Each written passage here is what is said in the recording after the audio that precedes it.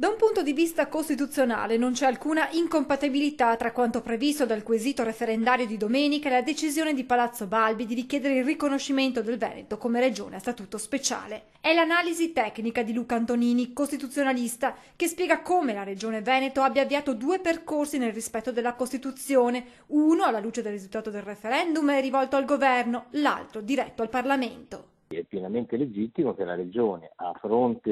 del risultato del referendum, decida di avviare la trattativa per l'attuazione dell'articolo 116, terzo comma della Costituzione, quindi ottenere le competenze in 23 nuove materie e le relative risorse. Indirettamente poi c'è un altro percorso che la Regione, nella propria autonomia, decide di attivare, che è quello previsto dall'articolo 121, secondo comma della Costituzione, che dice che in ogni momento la Regione può, quando lo ritiene, presentare un disegno di legge costituzionale alle Camere. La richiesta di inserire il Veneto tra le regioni a statuto speciale rientra nell'alveo costituzionale, spiega Antonini, che poi chiarisce anche su cosa si sia pronunciata la Corte Costituzionale. La Corte Costituzionale si era espressa dicendo che non si poteva fare il referendum sull'autonomia speciale, ma non aveva detto che una regione non può presentare disegni di legge al Parlamento anche in materia costituzionale, anzi ha detto il contrario.